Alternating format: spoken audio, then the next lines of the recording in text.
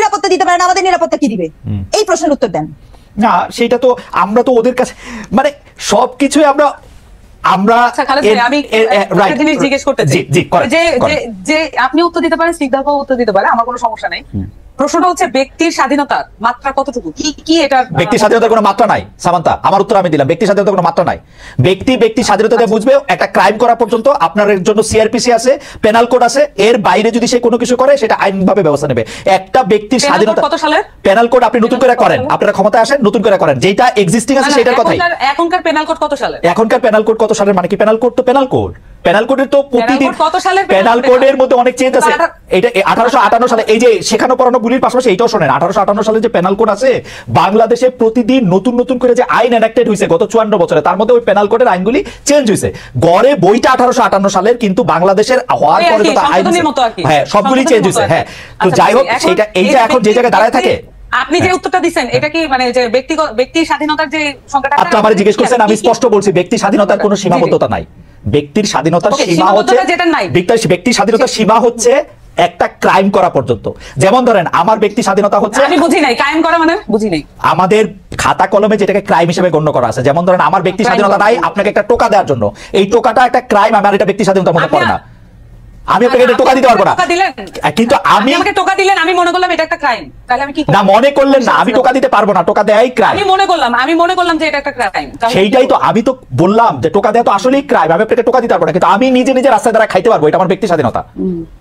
রমজান মাসে তাহলে তো ক্লিয়ার হয়ে গেল। মানে এই বিষয়গুলো দেখুন, আপনি আর আমি যখন আলাপ করতেছি তখন কিন্তু একটা আলাপের মধ্য দিয়ে এটা একটা মধ্যস্থতা হয়ে যাচ্ছে। কোনো মধ্যস্থতা হয় না, আপনি কিন্তু আমার কথা বুঝতেছেন না সামান্তা, আমার কথা বুঝতেছেন না। আমার কথা আপনি বুঝতেছেন না, আমি আরেকটু ভালো করে বলি। যেমন আপনার সাথে আমি যখন আলাপ করতেছি, যখন আমরা 3 জন মিলে আলাপ করবো, আমরা যখন 10 জন মিলে আলাপ করবো, কোনো না কোনো বিষয় এটা মধ্যস্থতা এবং একটা কমন গ্রাউন্ডে আসতে স্বাভাবিক। কিন্তু যখন একজন লোক হাতে একটা বেত নিয়ে একজন লোককে কান ধরে উঠবস করে, তার পাওয়ার শো করে, এটার কোনো সমতা নাই, এটা কোনো আর্গুমেন্ট, এটা কোনো আলোচনা না।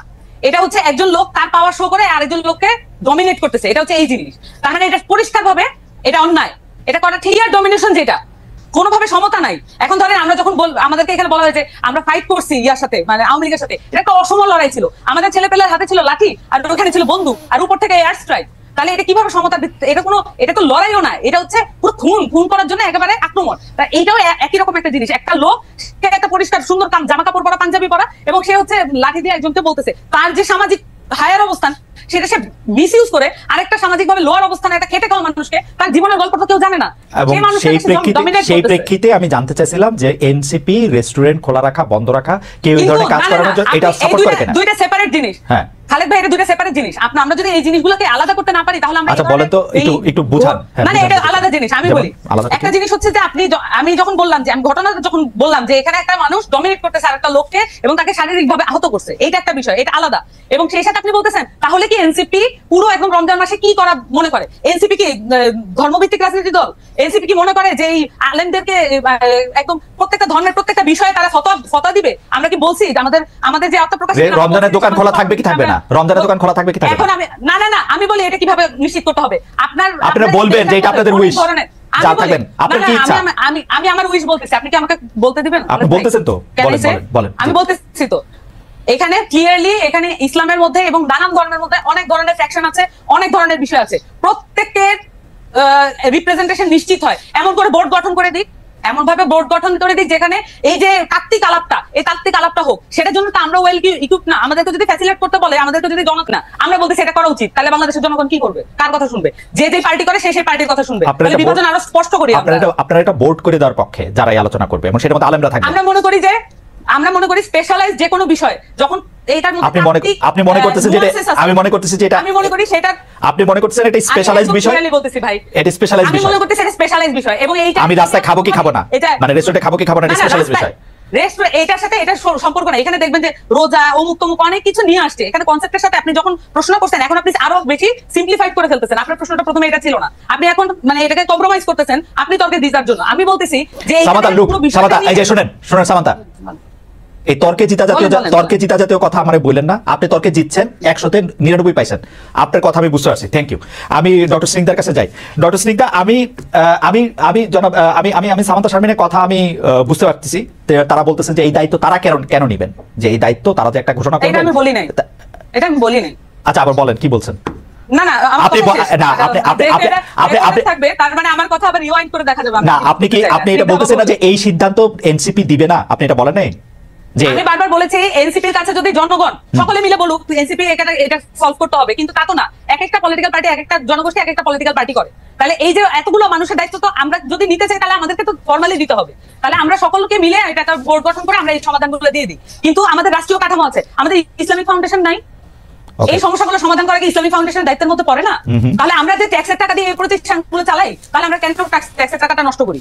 ওকে, আমি আর কিছু বলতে চাই না, মোটামুটি এটা রিওয়াইন্ড করে দেখা যাবে। আচ্ছা, প্রথম কথা হলো যে ইসলামিক ফাউন্ডেশনের প্রসঙ্গটা যখন আসছে, ইসলামিক ফাউন্ডেশনের কথাতে আমরা জানি যে ইসলামিক ফাউন্ডেশন এসব ক্ষেত্রে আসলে ওই মানে স্পষ্ট অবস্থান নেয় না। আমরা একটু ডক্টর রিজনের কাছে আসতে চাই যে এটা নিয়ে আসলে অন্য একটা বিষয় আপনার একটু দৃষ্টি আকর্ষণ করতে চাই যে যৌন হয়রানির সেলটি আপনার হাইকোর্টের রায় হয়ে আছে, সেটি কিন্তু সকল প্রতিষ্ঠান, সরকারি শুধু শিক্ষা প্রতিষ্ঠান না, সব জায়গায় থাকার কথা। দুঃখজনক হলো এটা 2009-এর রায়, কিন্তু এখন পর্যন্ত এটা আছে নাই। কারণ কি, যৌন নিপীড়ন কাকে বলে, যৌন হেনস্থা কাকে বলে, সেই আইডিয়াই তো পরিষ্কার নাই। সেক্ষেত্রে না, মানে আপনি বলেন তো, যৌন, এই যে আমরা একদিকে বলি 2025-এ আমরা একদিকে বলি গুড টাচ ব্যাড টাচ, আরেকদিকে আমরা দেখি যে একজন শিশুকে আপনি প্রকাশ্যে চুমু খেয়ে যাচ্ছেন। হ্যাঁ, এই যে আলাপ, হ্যাঁ, অথবা আমরা এটা কেন ভাবি না যে নারী বা পুরুষ যে কেউ হোক তাকে টাচ করার ব্যাপারে কিন্তু সম্মতি প্রয়োজন, মানে forget about gender. Doctor Sinha, এইটা কি আপনি একটা ওয়েস্টার্ন সানগ্লাস দিয়ে দেখে কি এটা বলতেছেন? এক এক দেশের বাস্তবতা বা এটা তো এক এক রকম। না না না না, এখানে অফকোর্স আপনি কালচারাল রিলেটিভিজম বলেছেন, তো এখানে কোনো ওয়েস্টার্ন সানগ্লাসের গল্প না। আপনি আমাকে ওয়েস্টার্ন বা ইস্টার্ন তো আরো বেশি, ফরগেট অ্যাবাউট ওয়েস্টার্ন। ইস্টার্নে আপনি খেয়াল করে দেখেন তো, কবে কখন এরকম আছে যে আপনি কাউকে দেখলেই তাকে ছুঁয়ে ফেলতে পারবেন? ছোট বাচ্চাদের তো আমরা কোলে নেই, ছোট বাচ্চাদের তো আমরা কোলে নেই রাস্তায়।